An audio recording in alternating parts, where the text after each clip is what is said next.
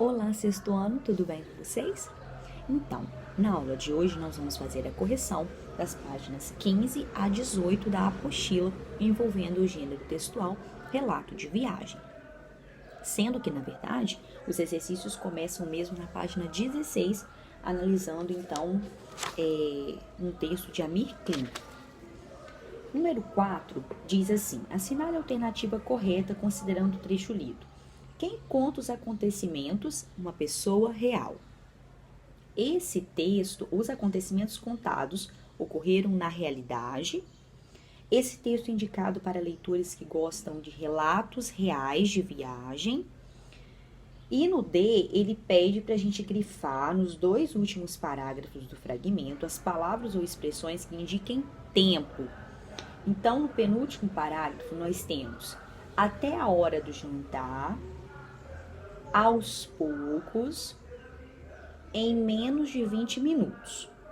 No último parágrafo, temos no quinto dia, mais tarde, uns dias atrás e depois de 4 dias ensurdecedores.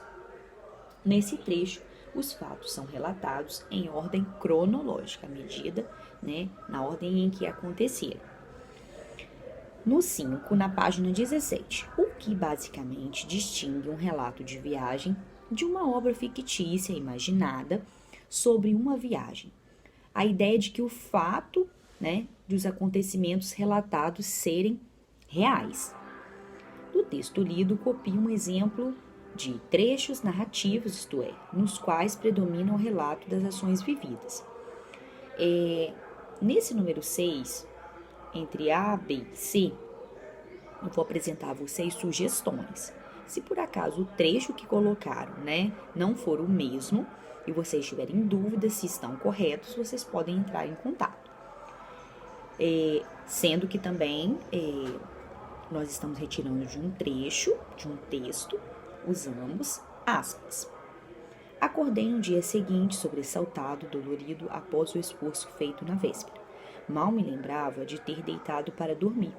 Encaixado no fundo da popa, eu não senti o movimento do barco e só vi o horizonte e as estrelas passando rápido pela janelinha. Já na B, que são trechos descritivos, isto é, nos quais predomina a descrição de algo, há muita presença de adjetivos, que são aquelas palavras que mostram características, e elas nos ajudam a descrever algo, como foi aquela situação. Zona de ressurgência fria, com turbulências térmicas e ondas acima da altura média para sua latitude. A navegação por essas águas é dificultada por fenômenos anormais surgidos com as bruscas variações de temperatura. Na C, trechos em que prevalece a subjetividade, isto é, nos quais predominam as impressões e sensações do autor. É uma visão pessoal, tá? Tinha um imenso e desconhecido oceano pela frente que, na verdade, me atraía. Olha o me atraía. Me, pronome pessoal em primeira pessoa, Uma fase dura da qual não senti a mínima saudade. Na 7, com que finalidade esse texto foi escrito? Foi para relatar a viagem, de travessia do Atlântico feita por Amir Klink em um barco a remo. Qual é o tempo verbal predominante? O que mais ele utiliza? Justifique sua predominância considerando a finalidade do texto. Nós temos aqui o pretérito, tanto o pretérito perfeito quanto o imperfeito. Claro, na ação de você relatar, contar alguma coisa a alguém, e isso já ocorreu, daí então, o uso desse tempo verbal, desses tempos em si. No 9, no terceiro parágrafo, os verbos estão no presente do indicativo. Presente mostrando o que estava acontecendo naquele momento, indicativo mostrando a certeza do fato. Explica o motivo desse uso.